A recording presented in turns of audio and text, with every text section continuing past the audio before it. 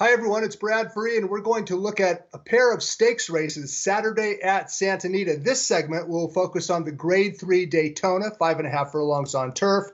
The next segment will focus on the 1.25 Charles Whittingham. But first up is race number 5 on Saturday.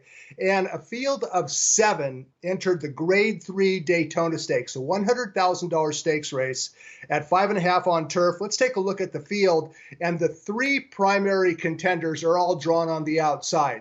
Sistron, who was arguably the top sprinter in California late last year.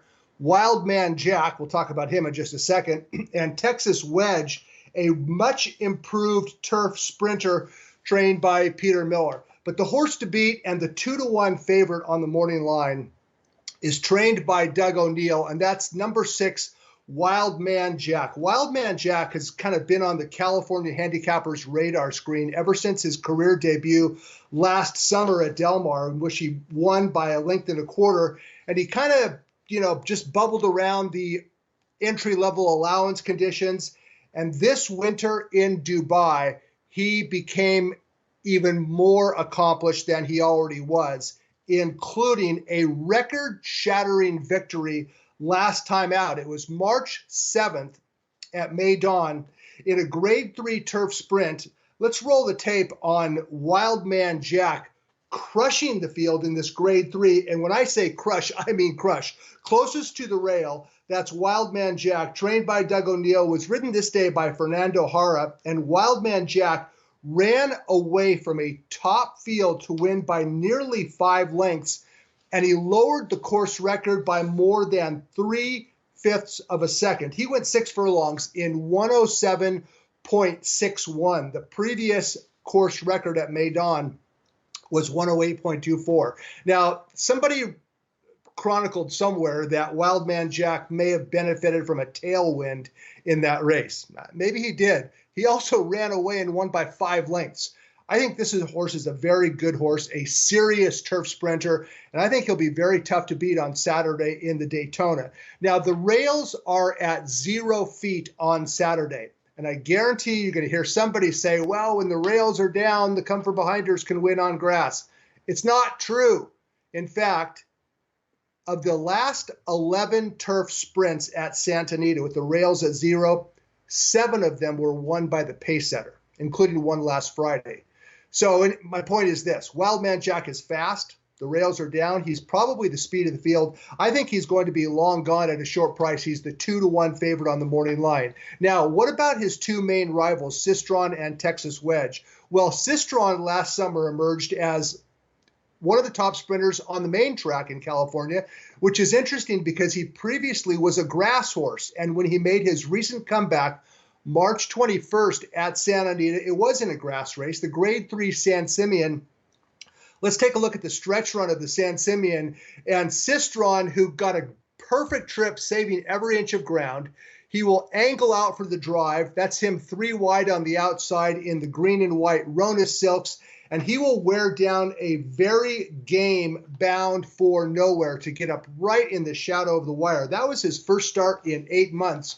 It's true that Bound for Nowhere was probably best that day. He got sandwiched from both sides at the break, had to rush.